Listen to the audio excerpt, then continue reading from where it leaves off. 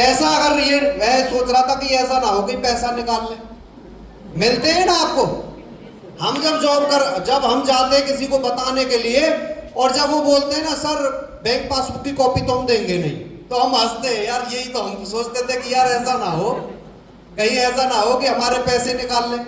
वो सभी का डाउट होता है, मेरा भी डाउट था। और मैं सोच रहा था जब ये डॉक्यूमेंट दे देते यार, अगर ऐसे सामान मैं दे के डॉक्यूमेंट आ गया था वहां से कि ऐसे सामान यूज करने से अगर पैसा आता तो ये जो गांव वाले हैं ये पागल है क्या।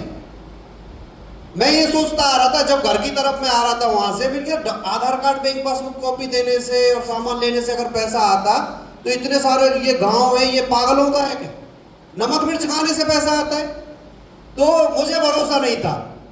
प्रताप सर ने एक सेमिनार दिखाया और एक सेमिनार के द्वारा मेरा विजन क्लियर हुआ। अच्छा, बहुत सारे लोगों का विजन क्लियर सेमिनार में जाके होता है मेरा भी हुआ था।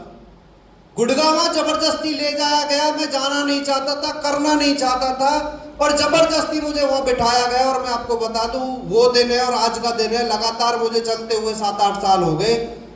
शुरुआती इनकम की बात करूं तो 81 रुपए से शुरुआत हुई थी। कितने से? आज हाईएस्ट इनकम 1,23,816 रुपए मेरे एक महीने के आए। कितने आए थे?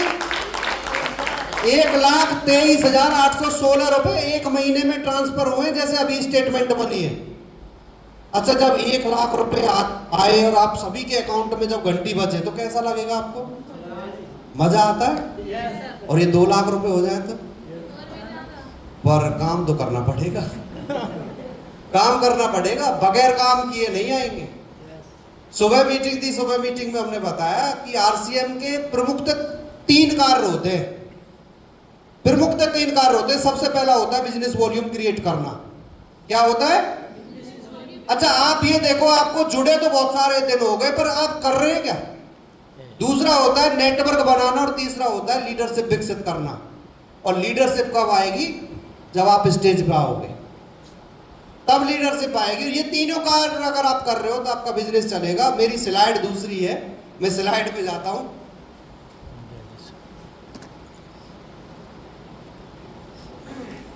चले करे बात।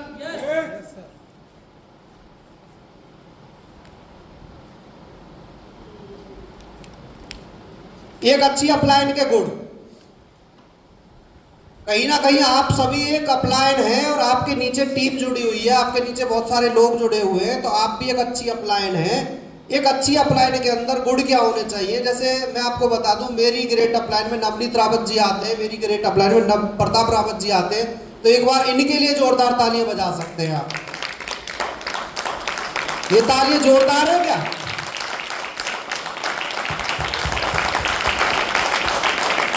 क्योंकि जिनके सानिध्य में हम सीख रहे हैं ना, जिनके सानिध्य में रह के हम सीख रहे हैं, वो हमारे गुरुदेव नवनीत रावत जी हो या हमारे गुरुदेव प्रताप रावत जी हो, आज उन्हीं के द्वारा ये रॉयल्टी स्कूल को चलाया जा रहा है। और रॉयल्टी स्कूल से बहुत सारे लीडरों का विजन क्लियर करके बहुत सारे लीडरों को सिखा के यहाँ आगे बढ़ाने का प्रयास किया जा रहा है। तो सबसे पहले एक अच्छी अपलाइन के गुण होने चाहिए, वो ईमानदार होना चाहिए। क्या होना चाहिए? वो ईमानदार होना चाहिए अपनी टीम के प्रति, अपनी अपलाइन के प्रति, कंपनी के प्रति और प्रोडक्ट के प्रति। कैसा होना चाहिए? अच्छा, क्या हम ईमानदार हैं? सबसे पहले खुद को चेक करना है कि क्या हम ईमानदार हैं। और हमारी अपलाइन जो होती है सर, वो एक अपलाइन के अंदर ये गुण होने चाहिए। सबसे पहले वो लॉयल ईमानदार होना चाहिए। दूसरा गुण होता है विजनरी।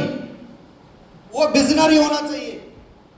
वो विजनरी होना चाहिए। 2 महीने 3 महीने पहले ये टारगेट लेके यार आने वाला समय इसका है, आने वाले समय में ये हो सकता है, आने वाले समय में ये टेक्निकल बन सकता है, आने वाले समय में ये रॉयल्टी बन सकता है। अगर वो विजनरी है और वो दूर का देखने वाला है तो आपको भी कहीं ले जा सकता है। अगर वही विजनरी नहीं है और वही ईमानदार नहीं है तो क्या आप आगे जाएंगे क्या? हम एक ऐसी टीम में हैं, हमारे गुरुदेव प्रताप रावत जी, नवनीत रावत जी, जिनके सानिध्य में रह के हम मीटिंग को सीख रहे हैं और जहां यहाँ बिजनेस को हम सीख रहे हैं, पैसा कमा रहे हैं सर। सभी को पैसा आ रहा है, किसी को 500 रुपए, किसी को 1000 रुपए, किसी को 50,000 रुपए, किसी को 1 लाख रुपए। तो अगर आप कमाना चाहते हैं तो उसके लिए ये काम करने पड़ेंगे। और तीसरा काम है कमिटमेंट। अगर किसी से आप कमिटमेंट करते हो, कोई भी कमिटमेंट आपने कर दिया तो वो कमिटमेंट फेल नहीं होना चाहिए।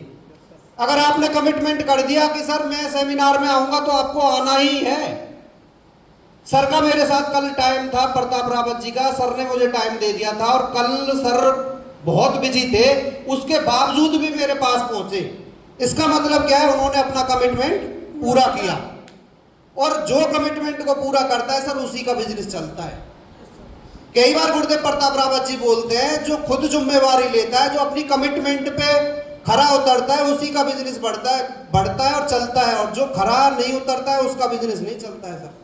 कई बार लोग टीम को टाइम दे देते हैं, टीम को टाइम दे दिया और फिर कैंसिल कर देते हैं, सर मुझे तो ये काम हो गया। अगर आप इस तरीके से कैंसिल करेंगे तो आपका बिजनेस बढ़ेगा क्या?